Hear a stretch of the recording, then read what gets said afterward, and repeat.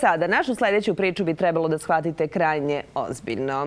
Znate da je vlada Srbije pokrenula veliku akciju za pomoć građanima koji su pretrpeli štetu u poplavama koje su zadesile Srbiju. Ovu akciju podržalo i udruženje Moja Srbija. Sada ćemo vidjeti koliko smo mi to solidarni i spremni da u najtežim situacijama pomognemo jedni drugima i zato kažem krajnje ozbiljno bi trebalo shvatiti celu ovu priču i pomoći zapravo onima koji su ili ostali bez krova nad glavom ili im je uništena imovina. Kako, na koji način i kako je počela ova akcija, o tome sa Urošem Delićem iz udruženja Moja Srbija. Dobar dan i dobro nam došli. Dobro jutro. Bolje vas našli. Dobro jutro, da. Da, možda je još uvek rano govoriti upravo naravno o efektima čitave ove priče, ali koliko je zapravo sama najava ove velike akcije imala odjeka u javnosti, kako kada je reč o pojedincima, a kako o privrednim subjektima, odnosno kompanijama kojima je i namenjena? U svakom slučaju, kao što ste rekli, štete su zaista velike. Dakle, poplave koje su pogodile južnu Srbiju, istočnu Srbiju i Pomoravlje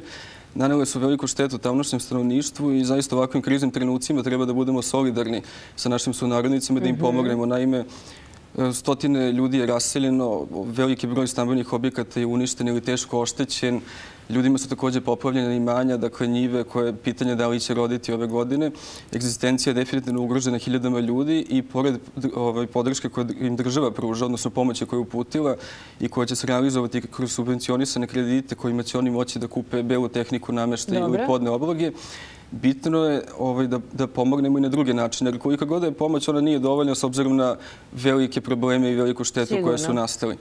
Zato je udruženje Moja Srbija uputilo apel privredi, dakle preduzećima koje posluju u Srbiji, da na bilo koji način na koji mogu pomognu naše ugrožene sunarodnike u ovim oblastima koje smo pomenuli. Naime, to može da se realizuje kroz veće popuste za neke proizvode, recimo za opremanje pokućstva ili za renoviranje kuće.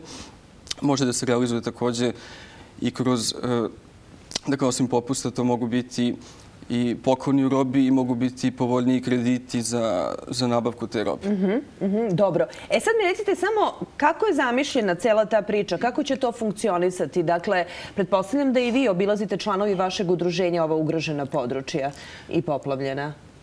Mi smo apel nedavno formulisali i poslali i medijima, a također i privredi. Nadamo se pozitivnim reakcijama na ovu našu ideju. Dakle, predložit ćemo svima i nastavit ćemo ovu akciju da se jave državnim organima i lokalnim samoupravama koje direktno na terenu mogu da pruže pomoć ljudima. Dakle, to je adresa na kojoj je vjerojatno najbolje da privrednici pošalju tu robu koju žele da pomognu ili novčana sredstva. Dakle, direktno tamo gde su ljudi ugroženi i gde im je pomoć najpotrebnija. Kako se obraćaju? Kome konkretno?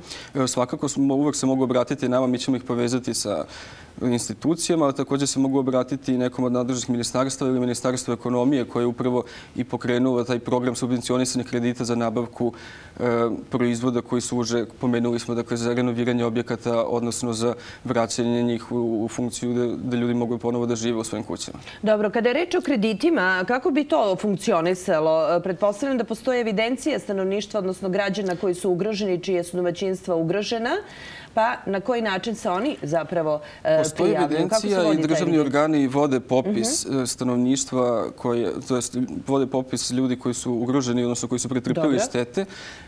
Te liste će se sastaviti, nadamo se, u što bržem periodu. Dobra informacija je da su poplave prestale, dakle nivo vode u opadanju.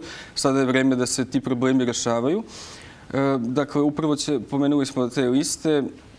Građani će podneti, komisija će popisati štetu i onda će država to nadoknaditi u meri u kojoj je to moguće.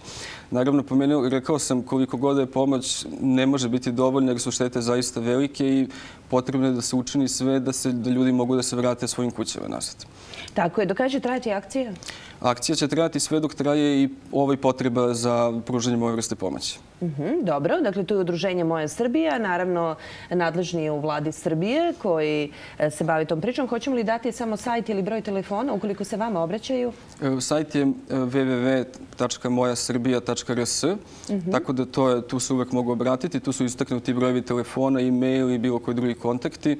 Tako da bit će nam veoma drago da uputimo nekog da pomogne naše ugrožene sugrađane u južnoj i istočnoj Srbiji. Tako je. I nama će biti drago ukoliko se odazovete u što većem broju i pomognete ugroženima, odnosno onima kojima je u ovom trenutku potrebna i neophodna najveća pomoć, kažem, ili oni koji su ostali bez krova nad glavom ili im je uništena imovina. Hvala vam mnogo što ste bili gosti u tim programa. Bio je gospodin Uroš Delić iz Udruženja Moja Srbija. A gradonačelnik Beograda odobrio je